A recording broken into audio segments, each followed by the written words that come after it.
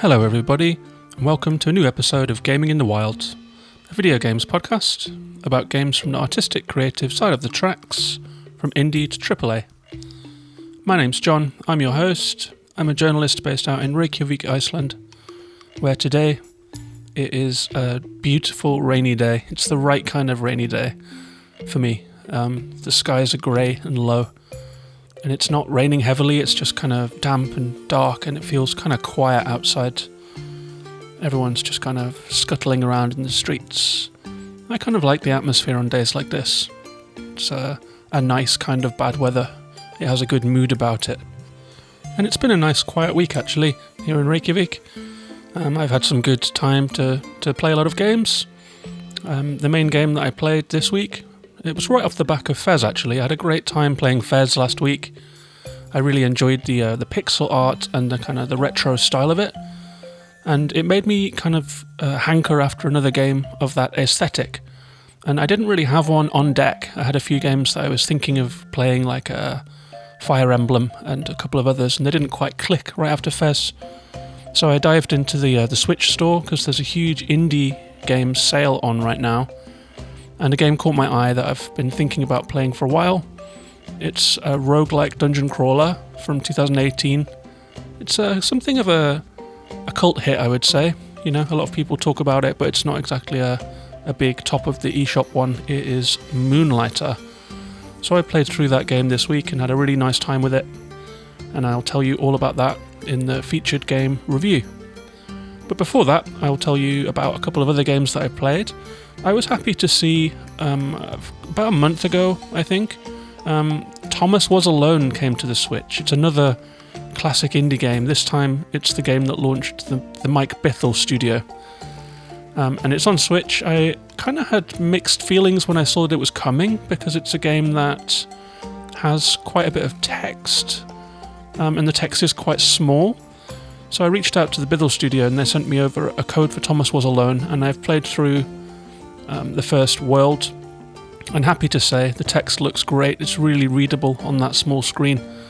And it's another game that has a kind of a slightly retro, lo-fi look about it. It's a puzzle platformer in which you play a little rectangle called Thomas, and you just have to jump through puzzly environments with difficult kind of platforming puzzles that you have to figure out. You play kind of single-player co-op. There are a bunch of different characters in this game that are just different geometric shapes that are attributed names and personalities. It's actually a really, really fun game. I've made an episode about it in the past, but I wanted to flag it up for people that are Switch players because it seemed to come out without much fanfare. So if you're interested in playing like a really fun, slightly retro-feeling puzzle platformer with a great narrative to it, it manages to make you feel a lot of emotions about just a bunch of small geometric shapes. It's kind of funny the way that it operates and kind of ingenious. And happy to say that it fares very well on the Switch. It feels at home on the Switch on that screen. It also comes with a director's commentary from Mike Bithell, and I played through listening to that for the first time. And it was really fun to play through the game and have Mike's commentary in the background about the decisions they took in making the game, the level design decisions, and how it all came together. So it's a hard recommend from me. Thomas Was Alone. If you're interested in hearing a full episode about the game, it's there in the podcast's catalogue, so you can go back and hear it. It's not that expensive. Great game. Thomas Was Alone. I also played a bit of Mirrormoon EP on Steam. I played it on the MacBook, and I've had my eye on this one too. It has a really cool art style. It's a first-person puzzle game this time, where you walk around the surface of a moon. There is another moon up in the sky that kind of has similar-looking architecture to the one that you're on. And it's very interesting, kind of esoteric game, where you wander around and there are these structures on the moon, and you seem to be able to influence the heavens a little, and you get different powers and different ways to influence this very minimal moon that you're walking on. And it's very small. It has kind of a curvature to it. It's like Mario Galaxy or Outer Worlds. Like the planets are very small. You can walk around the entire equator in a couple of minutes or less.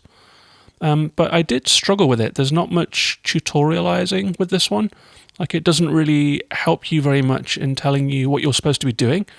And so I kind of walked around. Maybe it was because I played it quite late at night and I wasn't fully on the ball. It wasn't like I just had a morning coffee and my curiosity was feeling high. I just kind of wanted to have a little bit of fun. And Mirrormoon seemed a little obscure to me. I struggled to get into the gameplay. I did make a couple things happen.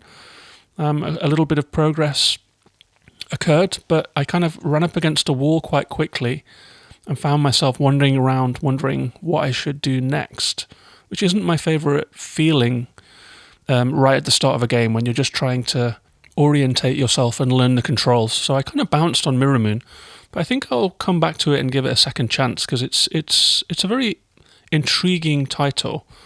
It seems like it has a kind of a cosmic mystery going on, but I bounced on it this time, but I'm going to come back to it. And finally, I've been playing Threes. A lot of people know about Threes because it was one of those kind of mobile sensation games, like of the Monument Valley type and the Angry Birds type. It's another puzzle game. This time it's more of a straight-up puzzle. It looks more like a Sudoku or a crossword. It's a 4x4 grid, and a number appears on each grid from 3 to 6 to 12.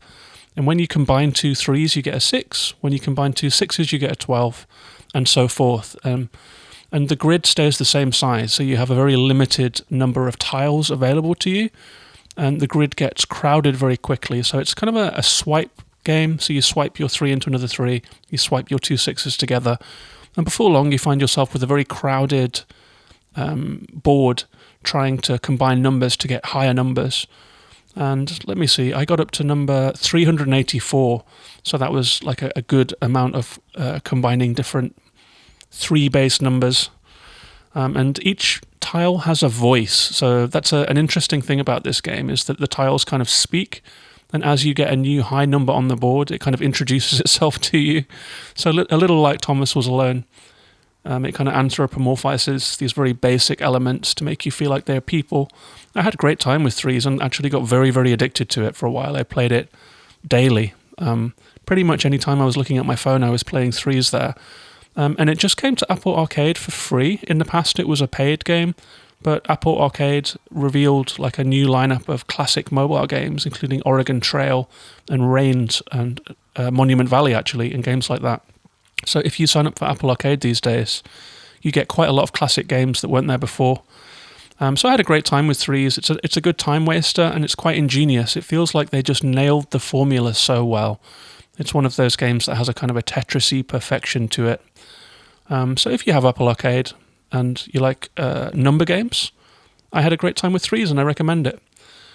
2 more games have come onto my radar for future episodes. I have now Paradise Killer, which is an interesting first-person whodunit game set in a really strange neon pop art sci-fi world where the council of this world has been murdered in a locked room.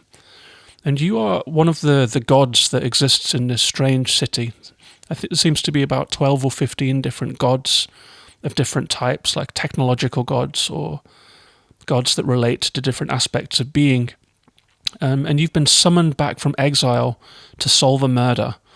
And this is a really interesting game. It strikes me a little that it's kind of like based a little bit on Disco Elysium, maybe, another detective game, although this one seems to be more about the detection aspect. You have a computer called Starlight, and every time you find a clue or have a conversation, your computer will make notes and files on all of the people that you meet, and you have to kind of try and string together some evidence, a chain of evidence, to find out who has done the crime, and then present your evidence to the judge, and that's the finale of the game.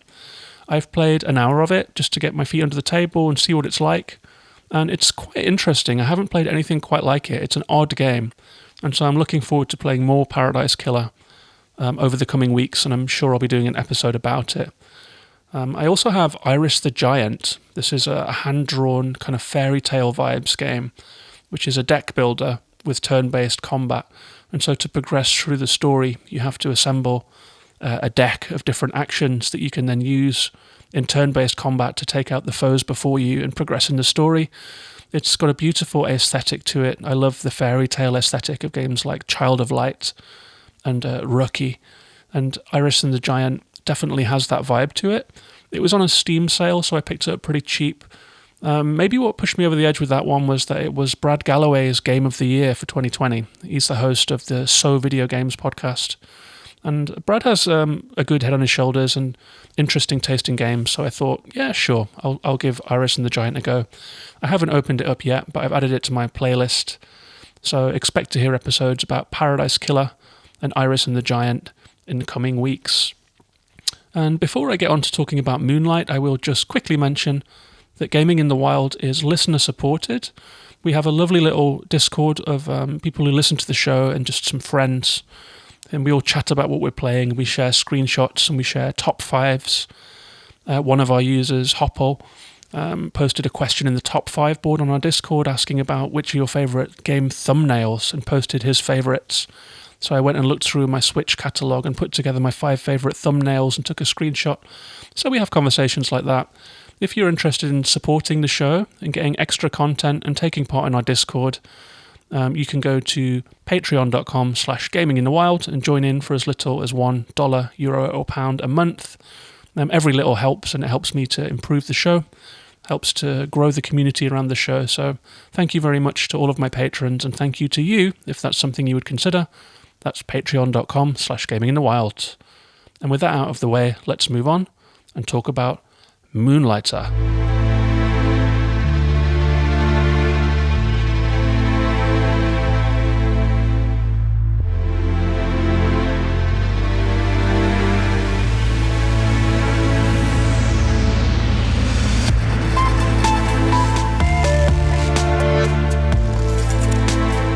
So Moonlighter is an indie game that came out in 2018. It came out on May 29th, which is my birthday, which must be a sign of luck, so this must be a lucky game. It was developed by Digital Sun and published by 11-Bit Studios and Merge. And it's interesting trying to describe games sometimes. I love seeing how developers describe their own games. I'll kind of write down my own attempt and then check out what they said and see if it matches up. And on their Wikipedia, they described this game as an action RPG and business simulation, which is a really funny way to phrase the gameplay. What I wrote was a little bit more wordy. I wrote that it's a top-down pixel art roguelite dungeon crawler with shopkeeping gameplay and light RPG story elements. And in this game, you play as a young man called Will, and he has inherited a shop called Moonlighter in the small rundown village of Renoka. And in the town of Renoka, it's a rundown, kind of tumbleweed, western-feeling town with a kind of a fantasy atmosphere to it, a rural atmosphere to it, with plants growing, trees and wind sweeping across the town, and a notice board in the village square, and a couple of people walking around that you can talk to. The style of the visuals is pixel art, but it's not the super crunchy, blocky pixel art. It's a modern-feeling pixel art game. The music, as you can hear, is quite gamey in its way. It's quite retro, kind of MIDI sound to the whole thing. And in the town of Renoka, it's a town that was once prosperous and has fallen on hard times. And that's because at the head of the town, there are 4 mysterious doorways that lead into different dungeons. And the economy of this town has been based on coming into the dungeons and then finding things to sell, and people coming to visit the town to buy these strange artifacts from underground. But because of deaths and people going missing, all but one of the dungeons has been boarded up and locked up, and there is a mysterious large 5th gate that no one's ever been inside. And in the town there are different classes of people. There are shopkeepers and so forth. There are heroes that are kind of big sword-wielding, armor-clad guys who go into the dungeons with the aim of getting to the bottom and slaying the beasts that live there. And then there are the merchants who head down into the dungeon with the aim of collecting as many artifacts as possible and then getting out safely. Will is from the merchant class. He runs Moonlighter after his grandfather went missing, trying to find artifacts and untangle the mysteries of the dungeons. But there is an old elder who tries to teach Will about how he should be careful when he goes down there and to give him tips about being a successful merchant. And so the first dungeon that is open is called the Golem Dungeon. And you go up there to the 4 doors, you go into the first one. It has a kind of a green energetic surface, and it whisks you down into the dungeon. And when you're down there, you have some quite basic gameplay mechanics. You can strike, you can do a charged strike, you can dodge, which also acts as a jump, and that's kind of it. And you can interact with stuff. And so you're taken through quite a gentle tutorial, take out a few enemies, get a few artifacts, and then you come into a very, very difficult room. You're beaten and you're kicked out of the doorway. And you have 2 different places to store artifacts. You can store them on your person, which has 5 slots for your pockets, or you can store them in your bag, which has, I think, 16 slots or 15 slots. But if you die down there, you lose everything that was in your bag, so you just have a couple of things that you found. But if you successfully complete a dungeon run, which you can do at any time, you can decide that you've got enough artifacts for now, and you can beam out of the dungeon back to the village and escape safely. And the only other way to complete a dungeon is to get all the way down to the bottom and take out the boss that resides there. So it's some quite satisfying dungeon crawler type gameplay. The doors lock when you come into rooms, enemies appear, and you have to take them all out, evade their attacks, learn their patterns. You can then collect all of the artifacts that they drop. A chest will unlock in the middle of the room.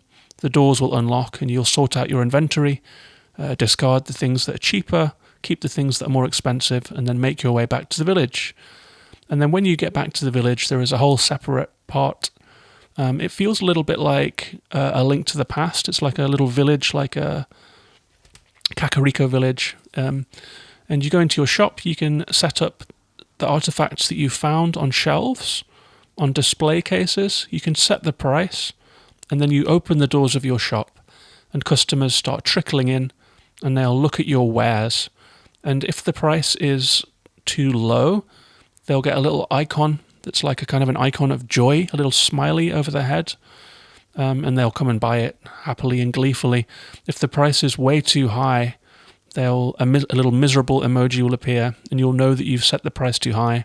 And if the price is just right, then they give a smile, and you get a little chime, and you know that you've set the price right.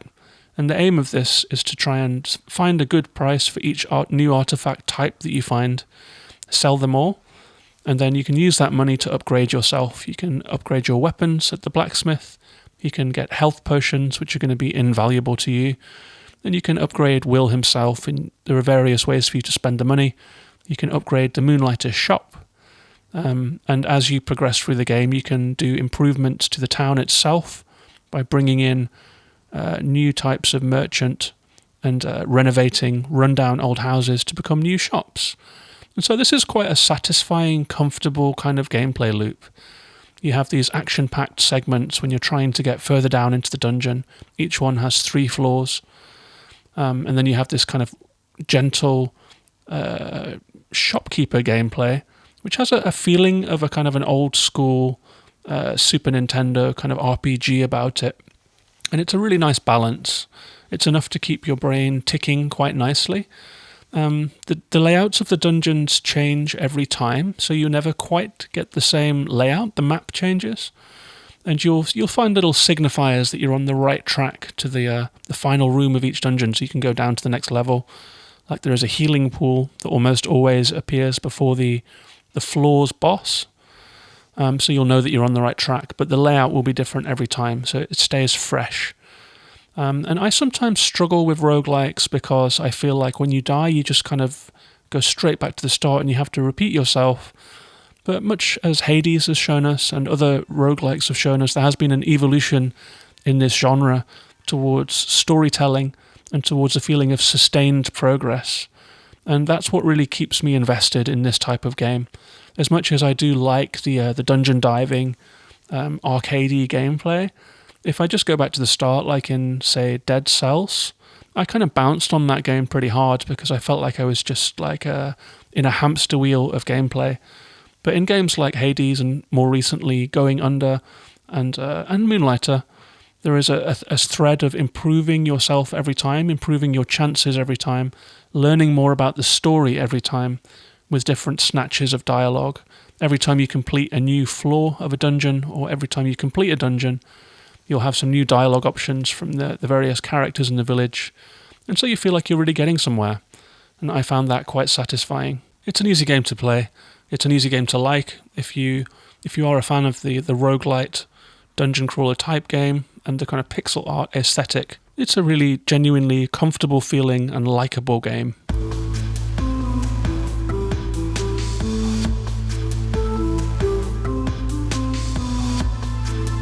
So I found that there was quite a lot to like about Moonlighter. I really enjoyed the progression.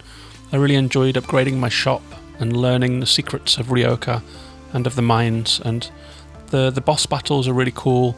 They're really surprising and really exciting, actually. Most of the enemies in the game are pretty small on the screen, and so when you come up against like a giant boss with this really cool artwork and different attack patterns to learn, it was really eye-opening and eye-popping and kind of super enjoyable. That's the main feeling I came away with about Moonlighter, is that it's a well-designed game. It's nice to look at, it's nice to play. It just feels familiar, but with enough of a twist to make it feel fresh as well. I enjoyed the story. I liked upgrading the town. It feels a little bit like Hollow Knight, if you've played that game. And that when you first arrive in Dirtmouth in Hollow Knight, it's a very, very run-down town. There's just one old elder living there. But as you progress and as you succeed in Hollow Knight, more life comes to the town because of your exploits. And it really does feel like you're rejuvenating this town, which gives you a nice and very necessary momentum to continue playing. It sidesteps that roguelike problem of feeling like you're just doing the same thing again and again. The game is quite nicely balanced in that as you upgrade your equipment, as you get better healing potions that allow you to get further, as you get better armor, you really do feel like you're progressing deeper every time. There's a really nice solid feeling of constant progression in the game. I played it on the normal difficulty, which is the lowest difficulty. It says at the start of the game that you're supposed to play it on hard, that's how it was intended, and then there is a very hard setting also. I found the normal pretty challenging up until the very last dungeon, and I was thinking, wow, if this is the normal difficulty, I can only imagine what it's like at the higher difficulties. But I realised hilariously on the last dungeon that I had completely missed two of the different types of armour that it's possible to craft. When you come to the blacksmith store, there's kind of different upgrades that you can scroll through with the shoulder buttons. So you can upgrade your swords, your bows, your giant swords, your shield, and all of these different kinds of weapons that you can have, your spear and your bow and arrow, and also your armor. And there's two types of each weapon. And I realized very late in the game that if you push down in the armor menu, which looks like it just has two types of helmet that you can buy and upgrade, you can also get a breastplate, chain of armor, and you can also get armored boots. And so what I'd been doing is playing a regular difficulty, but with about half of the total health that you're supposed to play the game on in that difficulty setting. And so once I'd kind of just done a little bit of grinding for different artifacts and ingredients and got myself the full armor, suddenly I had double the health that I'd had before. And I'd been really struggling through these dungeons and feeling like it was quite tough, kind of enjoyably tough, actually. And then I kind of, once I had the full health amount and all of the different armor, I just breezed through the finale of the game. So I do actually think that if you play the game correctly, and I'm by no means good at these kind of games, that hard might have been correct, that the developers might have judged the difficulty just right. I just ended up doing it a weird way. But that said, it's not a perfect game. I've got a couple of notes here of things that I thought could have been improved or were missteps. As you're moving through the dungeons, you'll find sometimes an empty room with a tent in it, and someone has left behind a diary. And you can read these little snatches of diary that seem to be from people that have dived this dungeon before, and they sort of extol their theories about the nature of these dungeons and why they are the way they are. And sometimes it seems like the diary is the diary of your grandfather, who did try to access all of these dungeons. Sometimes it seems like they are the campsites of random adventurers, maybe. It feels like there are maybe a couple of different voices in these diaries that you find. And then occasionally you'll find next to the healing pools, you'll find little podiums that have different kinds of notes on them. that seem to be from someone else again. But none of them, it's not clear who any of the authors are. And so this is a large part of how the game delivers story to you. And so I think that I actually missed out on what the game was trying to tell me. I wasn't quite able to take the information that was given and piece together the story in my head. And so when the big finale of the game came, and it is worth getting to, I was like a little nonplussed. I was like, oh, that's what was going on. The clues hadn't given me enough investment in that to really be excited for that finale, and it was quite cool. So I think that they could have told the story better. It was a little mixed up and a little underdeveloped, the way that they delivered story to you. And there were a couple of other elements that are also underdeveloped. For example, when you open your shop, you'll get different kinds of customer that will come in, but it feels like they're all the same person. Like there aren't enough character models. So there's one backpacker who has like a ginger hair. There's one old man with a walking stick and a bald head and a beard. There's one old woman who has a shawl, and she's kind of hunched over. And they'll come in, buy stuff and leave, and then another old woman or another ginger-haired backpacker will come in. And you just kind of feel like this is the same three people just buying stuff, leaving, coming back and buying more stuff. And out in the village as well, like there are many villages, there are maybe 15 villages that you can talk to. Only 2 or 3 of them have original dialogue, and the other 10 or 12 will just parrot the same 2 lines of dialogue, which really undermines the feeling of this being an actual place.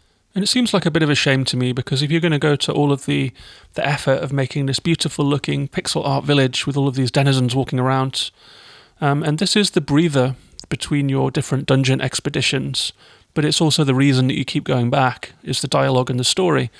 They could have gone the extra mile there and just given each character a different voice, just a little bit more writing, and they could have mixed it up a little bit. If there are 10 different character models that come into your shop, but you're going to get 30 customers, why not just make 30 character models and actually have it feel like a shop? So that felt a little lame, that they'd kind of skimped a little on the different characters and on the dialogue options that you'll get. So if you combine that with the story, it's a little undercooked in that respect. And I think that one of the reasons that games like Hades, which is such a big beacon for this genre, was such a success is that they really went to town on the dialogue. Like, you'll get different dialogue from everyone based on what you just did, and what you just did could have been hundreds of different outcomes. And you'll get different dialogue based on the weapon that you're carrying, and different items that you've found, or different plot elements that you've uncovered. And so it feels very vibrant, it feels very responsive, and it feels like a deep world that you're going into. And by comparison to that, Moonlighter feels very, very, very basic. The dialogue options are few, the characters are small, they don't have big personalities, they don't have big things to say to you.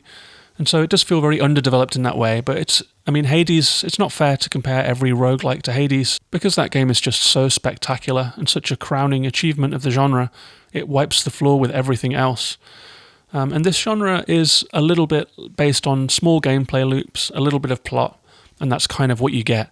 So Moonlighter is a kind of a lesser entry in the genre, but that's not to say it isn't a very well-formed game. It's very cool, it's very fun, it's light, it's enjoyable. I would also say that I'd sometimes wished for better attack options. You can carry 2 weapons at a time, and so you can use your bow and your big sword, which is the 2 that I settled on and stuck with for the whole game. But there aren't really any special attacks. For example, sometimes in a boss fight, I felt like I wished that I'd been able to charge up my attack a little more to unleash like an area attack, or that I had sort of special bombs or something like that, something that you could unleash at desperate moments. And that's not really there. You're kind of stuck with your basic weapons. But it doesn't, I did enjoy these boss fights. I did enjoy the game. I'm not going to shit on Moonlighter. I think it's actually pretty good. The Metacritic score of between 7 and 8 out of 10 seems fair. I would recommend it. It's currently on sale for, I think, until the 25th of April for £6, and there is a definitive edition that gives you an extra dungeon of DLC available for £1 extra.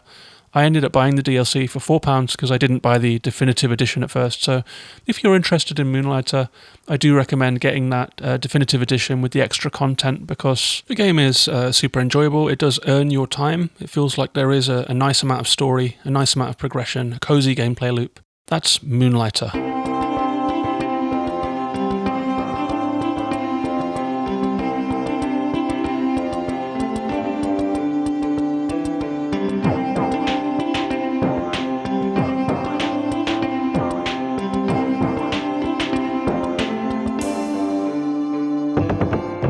So that's Moonlighter. Hope you enjoyed hearing about it. A really lovely little game. I am feeling a little, because of Fez and Moonlighter, I'm feeling a little drawn to these kind of pixel art retro experiences. And so yeah, I think I might try and seek out a little more, see what's going on in that genre. There's a lot of games out there of that type, and so it's quite intriguing to me now that I've kind of fallen into a little moment where I'm appreciating these kind of games more. I'll do a little bit more exploration and see what I can unearth. So thank you very much for listening to this episode. I'll be back next week with a new one. If you would like to follow me on social media, you can find Gaming in the Wild on Twitter, Facebook, YouTube and Twitch. If you're interested in supporting the show and helping me upgrade my equipment and stuff, and joining the show's Discord community for sale recommendations and chats and screenshots and sharing all of the games that we're playing, you can join up at patreon.com/gaminginthewild. Thank you very much to everyone who wants to do that. And a big thank you to all my existing patrons. Thank you very much for listening. Take care of yourselves and each other. Bye-bye for now.